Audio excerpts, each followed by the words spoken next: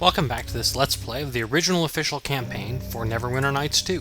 Last time we just kind of messed around in Highcliff, went and talked to Chandrajero, the farmer, and, well, we kind of distracted her and her farm kind of got burned down. So, you know, I suppose we should feel bad about that, but I don't, so... Oh, dang it. I keep on forgetting to take my armor off before casting spells. But, we're not making as much progress with the know-it-all challenge as I'd like, but, you know, we're still fairly low level, and there's not a whole lot of spells available yet, so... That said, I probably know more spells at this point than, well, certainly than most people would bother. Hey, look, it's William. This is the guy we, picked up quest for in town. His wife's looking for him. And apparently, he said he was going to examine the castle to try and solve the problem, but,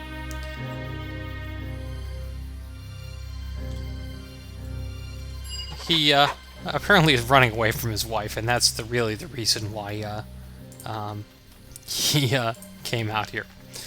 And, well, it's an unusual side quest, if anything, but, let's see if the kids are around here, and, well, there's definitely some wolves up there.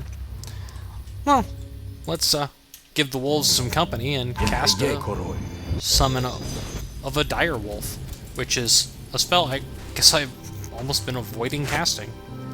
Cast a little grease, too. No John Travolta, but, you know, hey. Nature will have its say!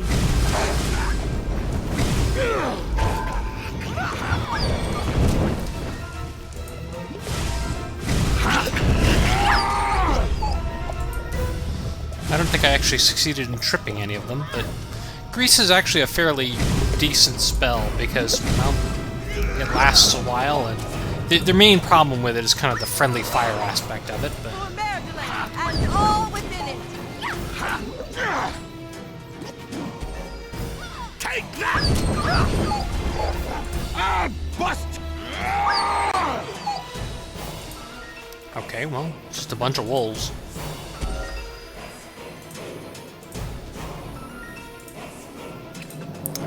Hey, look, it's a bunch more wolves.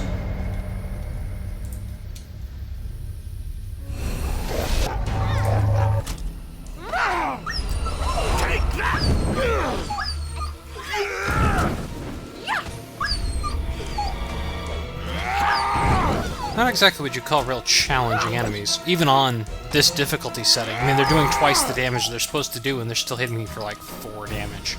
Great. Oh, hey, look, here's the kids, surrounded by wolves. Time for a little nap. Looks like I only hit one wolf.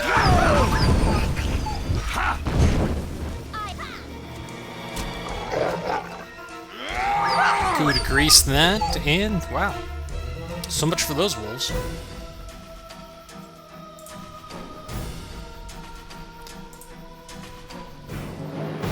And, hey, look, it's the kids.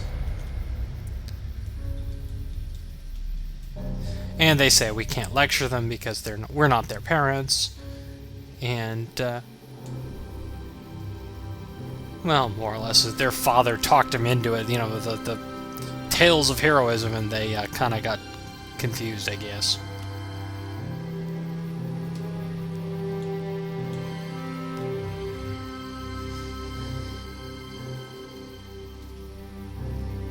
And apparently, your exploits at the inn were the story that was sort of triggered them to think, ah, we can be heroes too. Yeah. And so you can kind of lecture them for a while. And Eleni points out that you know, must understand children really well. And you can point out that being an adventurer is not exactly a good parenting lifestyle.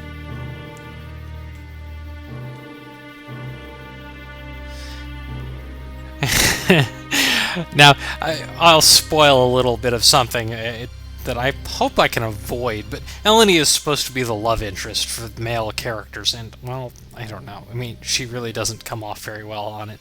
Nishka, I think, was originally supposed to be one as well, and it was cut, so there's, there's that whole rivalry thing they seem to have going, that's why.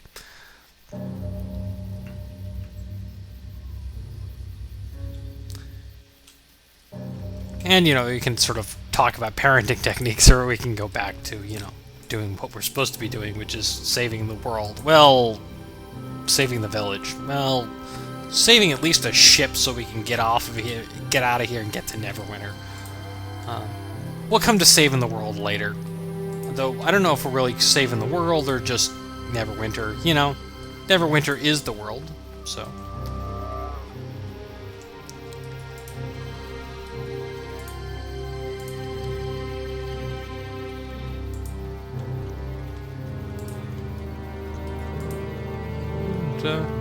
oh, look! Even more wolves.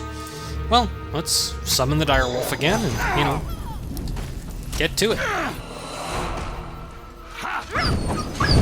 Nature will have its say! Kelgar's great cleaving is really quite effective against, these junky little enemies. And, well, Great Cleave is not a... Oh, I guess this is the way out. Great Cleave is not sort of very useful in that it really only helps you beat enemies that you were easily defeating anyways. It is nice from a standpoint of, it's just one feat, and it gets you past the spam so you can get on to doing more interesting things. But before we head up into the castle itself, I'm going to rest up and rebuff, and I guess I'll do that from right here, and I'll be right back. Alright. Oh. To cast Endure Elements on myself, not on her animal companion. Oh well. Endure Elements is actually a fairly useful low-level spell. It absorbs a little bit of elemental damage, and the main perk to it, the reason why it's not useless, is that it has a very long duration, which makes for, quite a, just sort of, something just cast for the heck of it. Now, admittedly, there's the whole question of, is it worth actually casting? But it's essentially 10 temporary hit points, or 20 temporary hit points, sorry, that only work on certain enemies. Slan not fight you. Slan must get help. We don't? All right. It's your choice. Slan leads clan here to sink human boats. Dead ones attack Slan's warriors. Slan escape. Slan must ask Chief for more warriors to fight. Alright, well, yeah, let's get rid of him. You can actually choose to ally with him, but I'm not gonna bother. And I guess in that case, took a couple points of chaotic.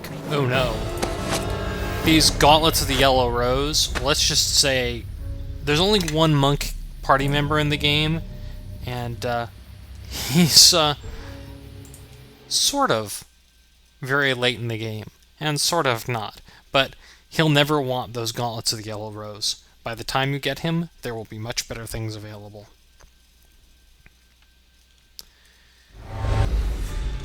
But here we are in the creepy castle. And once again, we'll have lots of Everybody, stay where you are. Lots of traps for our party members to charge directly into. Good job. If you've watched my Storm of Zahir Let's Play, you might actually recognize this area as the Banite Sanctuary. Fortunately, there is nothing nearly as strong as the Banites in this area. Which is good, because, Get on him! Attack! Attack! Attack! let's just say those Banites would kill this group. I mean, just individual ones of those Banites would completely destroy this group. Maybe I could beat one of them. This is a much lower level area. And again, like the crypt we were at earlier, it is a place where the Turn Undead skill, well, let's just say it's effective.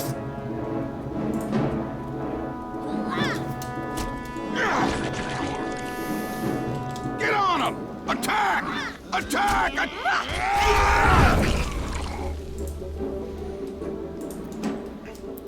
But I'm probably not going to have enough time to finish this entire dungeon, so I'm just going to clear out enough of the sort of starting part here so that I have a corner I can rest in.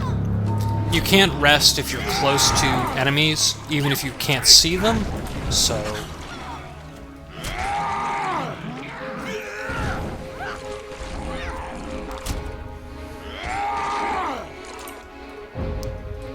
And I'll worry about cleaning everything up later. But I'm gonna rebuff, and I think I'm probably out of time, but I'll take a look. Hopefully I've cleared out enough of the enemies that I should be able to rest. Yep. So I'll do that and be right back. Now, since Nishka is using a ranged weapon, actually casting Reduced Person on her doesn't really cause any problems, and it gives her a 2 dexterity bonus and a +1 attack on top of that. So it actually is, it gives her a strength penalty, but strength doesn't affect bows, unless you're using a composite bow, or unless you actually have a strength penalty, which she does not, even with the size penalty. So it's sort of humorous, but I'm going to have Nishka running around as a shrimp. And I might not do that a whole lot, but it's sort of amusing enough to do once. But Nishka the Shrimp will have to join us next time because we are out of time. See you then.